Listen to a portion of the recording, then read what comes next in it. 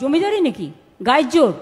রাজা ভাত খাওয়াতে পর্যটকদের ঢুকতে গাড়ি নিয়ে প্রচুর টাকা দিতে হয়। আর কেন কেন পর্যটকদের ঢুকতে টাকা দিতে হয় কেন? তাদের মাথা প্রতি এবং গাড়ি প্রতি যে টাকা পড়ে প্রায় 2500 টাকার মতন। কেন পড়ে? কেন টুরিস্টদের ঢুকতে টাকা লাগবে পর্যটকদের? ওয়াই? কার পারমিশনে এগুলো করা হচ্ছে? ম্যাডাম, এই যে এন্ট্রি ফি যেটা নেওয়া হয় আর যে ভেহিকল যেটা ঢোকে তার যে এন্ট্রি ফি নেওয়া হয়, এটা ম্যাডাম আমাদের চিফ ওয়াইল্ড লাইফ ওয়ার্ডেনের পারমিশনে যে ফিক্স করা আছে রেট, ওটাই আমরা। কে ফিক্স করেছে? Chief wild life warden. তো তারা গভর্নমেন্টকে জানাবেন, এতে কি জমিদারি নাকি গায়ের জোর? ফরেস্ট কি মানে গভর্নমেন্টের বাইরে, সরকারের বাইরে? গভর্নমেন্টের কাছে পাঠাবে যদি কোনো ফিস বাড়ায়, ইমিডিয়েট ওটাকে চেঞ্জ করে দাও। পর্যটকদের জন্য কোনো ফিস হবে না, ক্যাবিনেট মিটিং করে ডিসাইড করো। কেন পর্যটক আসবে আপনার ওখানে? আপনি যদি 2500 টাকা তার কাছে ফিস নিয়ে নেন। আমরা নিই না এখনো জলের ওপর ট্যাক্স, সব রাজ্য নেয়, কেন নেবেন? আমি দেখছি ফরেস্ট ডিপার্টমেন্টটা নিজেদের কিভাবে ভগবান জানে, নিজেদের মতো প্ল্যান করে, নিজেদের মতো পরিকল্পনা করে, নিজেদের মতো অ্যাকশন করে। এতে প্রবলেম হচ্ছে। সাধারণ মানুষ তো এটা বুঝবে না।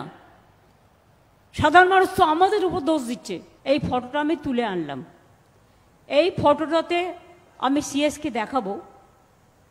ওই দেয়ালেই লেখা আছে, ভাগ্যিস হনুমানগুলোকে থ্যাঙ্কস, হনুমানগুলো ছিঁড়ে দিয়েছিল বলে কাপড়টা আমি দেখতে পেলাম। তাতে লেখা আছে ট্রেসপাসার্স বা পাচারকারীদের গুলি করে মারা হবে। এটা কি কোনো একটা ল্যাঙ্গুয়েজ হলো?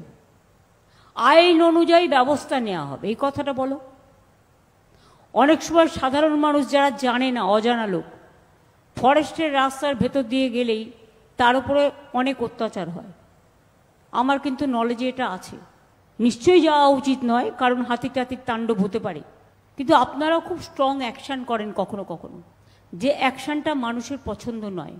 মনে রাখবেন, বন, অরণ্য, সবুজ আপনাদের যেমন স্পেশালিটি আছে, জনগণেরও কিন্তু অধিকার আছে। সবাইকে নিয়েই কিন্তু সমাজে চলতে হয়। সিদ্ধান্ত তো আপনি নিজে নিতে পারেন না এভাবে।